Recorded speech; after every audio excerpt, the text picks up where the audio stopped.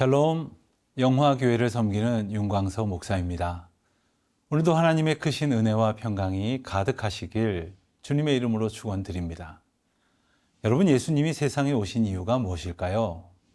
이런 질문을 받는다면 대부분의 성도님들은 우리 죄를 용서하시고 구원하시기 위하여라고 답하실 것입니다. 누가 봐도 정답입니다마는 거기에 그쳐서는 부족합니다. 예수님을 우리에게 보내신 하나님의 은혜와 사랑을 깨닫고 용서하는 데까지 이르러야 할 것입니다. 우리를 용서하시고 구원하시기 위해 은혜 밖에 있던 우리를 부르시고 부르신 우리로 하여금 하나님의 은혜와 사랑을 알게 하시는 그 하나님의 마음을 아는 것, 그것이 예수님이 오신 이유입니다.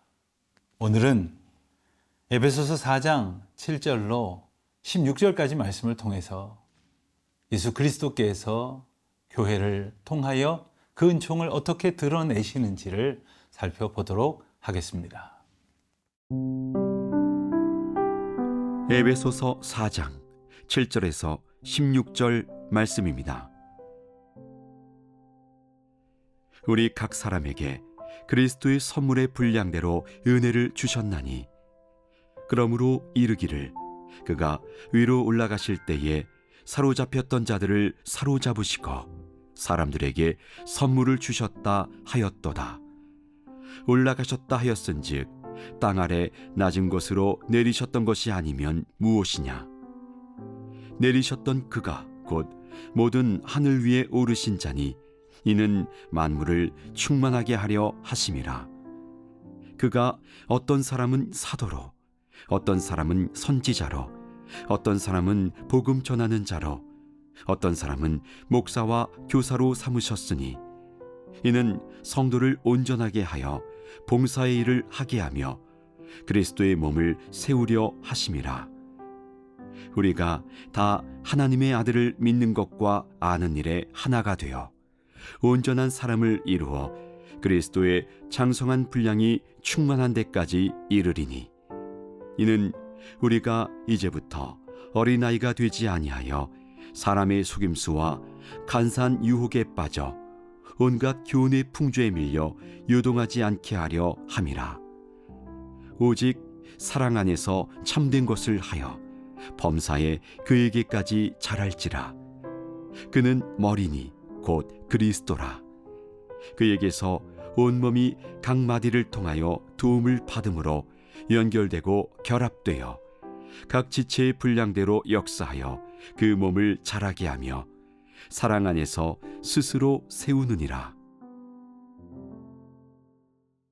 오늘 본문 7절을 보면 우리 각 사람에게 그리스도의 선물의 분량대로 은혜를 주셨나니 라고 말씀을 하십니다. 이미 우리가 하나님의 복 주신 은혜의 백성으로 살아가고 있다는 것을 확신한다면 그저 우리의 욕망을 채우기 위한 복을 쫓느라고 예수님을 따르는 자들이 아니라 그 은혜에 감사함으로 그리스도께 나아가는 인생임을 잊지 말아야 합니다.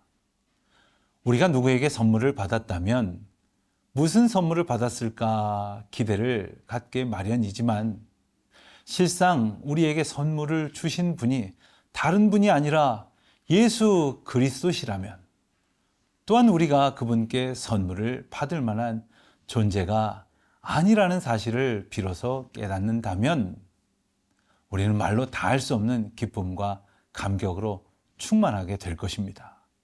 그렇습니다. 교회는 그런 감격을 지닌 사람들이 함께 모여서 그 기쁨으로 예배하고 그 감격을 함께 나누는 공동체입니다. 그런데 이런 교회 공동체에서 드러나는 잘못 중에 하나는 자기가 받은 것을 드러내고 싶어하고 자랑하기를 좋아한다는 겁니다.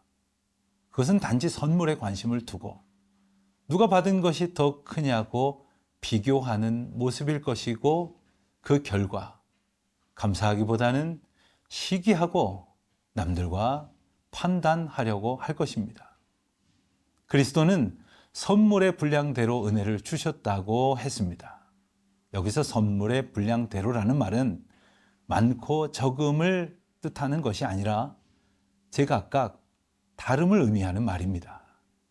각기 다르지만 선물의 가치와 의미는 물론 동일합니다.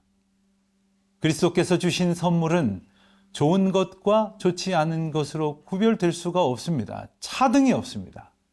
마찬가지로 믿음에도, 구원에도 역시 차등은 없습니다. 그리스도를 머리로 하는 교회의 성도들은 그가 무엇을 하든 그리스도 안에서 그의 인도하심을 따라 순종하는 삶으로 응답하는 것입니다.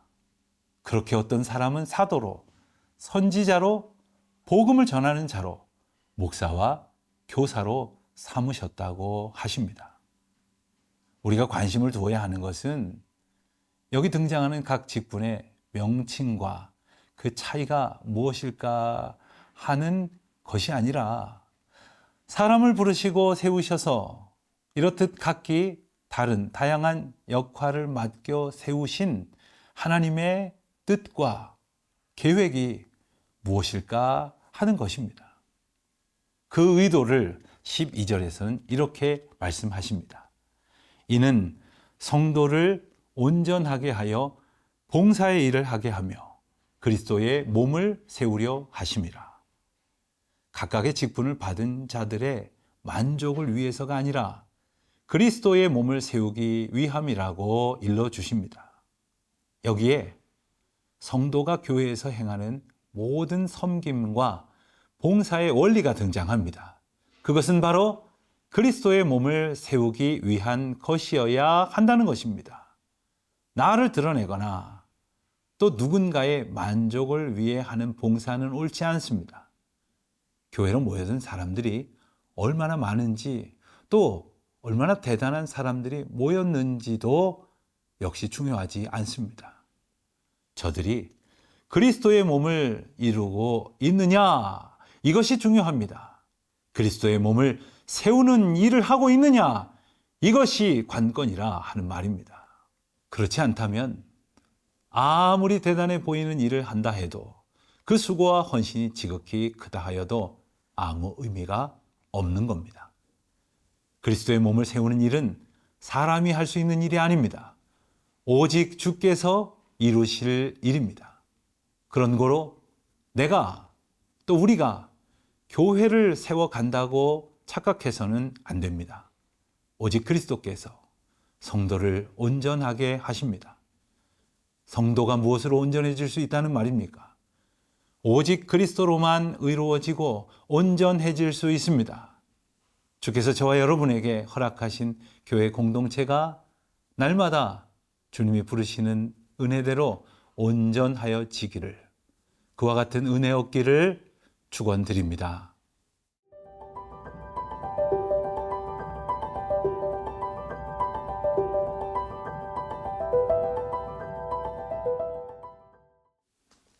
교회의 머리는 예수 그리스도십니다. 그러므로 교회의 가장 중요한 일은 예수 그리스도를 믿는 것과 아는 일이며 여기에 온 성도들의 관심과 마음이 하나로 모아져야 한다고 말씀하십니다. 여러분과 여러분의 교회 공동체의 관심은 어떻습니까? 때때로 다른 것들에 관심을 가지는 성도들 또는 공동체를 보게 됩니다. 하나님께서 그리스도의 보혈로 교회를 세우신 뜻과 의미에 대해 외면하고 그저 자신들의 만족을 추구한다면 이미 교회됨도 성도됨도 잃어버린 것 아닙니까? 교회에서 만난 사람들이 마음에 들면 흡족해하고 목사가 마음에 들면 자랑하고 그러면서 우리 교회가 최고라고 선전한다면 그런 것은 전도도 아니고 신앙이 깊어진 증거도 아닙니다. 13절 말씀을 보면 우리가 다 하나님의 아들을 믿는 것과 아는 일에 하나가 되어 온전한 사람을 이루어 그리스도의 장성한 분량이 충만한 데까지 이르리니라고 말씀하시지 않습니까?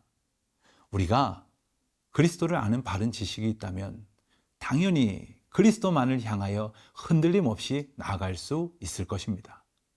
그래서 바울은 예수 그리스도와 그가 십자가에 못 박히신 것 외에는 아무것도 알지 않기로 작정했다고 그렇게 고백하지 않습니까? 물론 예수 그리스도와 십자가 외에는 다 쓸데없는 것이니 무시하라는 말씀이 아닙니다. 그리스도의 십자가 사건을 통해서 이제 세상을 볼 수 있어야 하고 우리에게 주어진 그 모든 것들을 분별할 수 있어야 한다는 뜻입니다. 그래야만 온전한 사람으로 자라가게 되는 것입니다. 무릇 생명이 있는 것이라면 필연적으로 자라가게 마련 아닙니까? 15절 말씀에도 보듯 오직 사랑 안에서 참된 것을 하여 범사에 그에게까지 자랄지라 그는 머리니 곧 그리스도라 말씀하십니다. 우리가 이 구절만 보면 그리스도에게까지 자라가야 한다는 것은 알 수 있는데 자라간다는 것이 무엇인지를 깊이 생각해 봐야 합니다. 많은 사람들은 자라가는 것을 단순히 신앙 성숙이라는 의미로 이해를 합니다.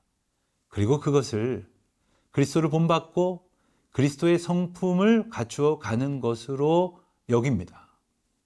그것이 우리를 성도로 예정하시고 부르신 하나님의 뜻이라는 것이죠. 그래서 많은 사람들은 영성을 훈련한다고 하기도 하고 성도의 품성을 위한 그러한 훈련을 권면하기도 합니다. 하지만 분명히 깨달아야 합니다. 우리가 과연 그리스도의 성품을 닮아 갈 수 있는 것입니까? 인간의 부패함에 대해서 예레미야 선지자는 만물보다 거짓되고 심히 부패한 것이 사람의 마음이라고 하지 않았습니까? 이미 부패한 마음을 어떻게 한들 깨끗하게 할 수 있는 것입니까? 그렇다면 바울은 무슨 의미로 범사에 그에게까지 자랄지라 이렇게 권면했을까요? 그것은 성도가 살면서 붙들어야 할 방향의 문제를 말하는 것입니다. 그리스도의 성품을 닮아간다고 했을 때 신앙인의 목표와 방향이 어디로 향해 있는지 깊이 묵상해야 됩니다. 날마다 점검해야 합니다. 그리스도입니까? 나 자신입니까? 그리스도의 성품을 닮아 그분을 나타내고 증거한다면 그리스도를 방향으로 하고 있는 것이 아닌가 생각할 수도 있겠지만 실상은 여전히 자기 자신을 향해 있음을 우리는 분명히 깨우쳐 알아야 합니다. 내가 변화될 수 있다고 착각하고 여전히 나 자신에게만 관심을 기울이고 살 것이 아니라 오직 그리스도를 향하고 있는지 우리의 믿음을, 우리의 신앙의 소망을 날마다 점검해 보아야 할 것이겠습니다. 교회의 머리는 예수 그리스도시며 모든 성도는 예수 그리스도에게 연결되어 있어야만 비로소 생명이 있는 것이고 또 자라가게 될 것입니다.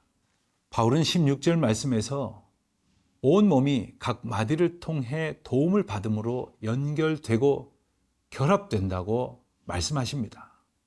이처럼 그리스도께서는 성도들을 가르치고 훈련하며 양육하게 하셔서 사랑 안에서 함께 성장하는 공동체로 세워 가십니다. 이 은혜를 기억하는 우리 모두가 되시기를 바랍니다.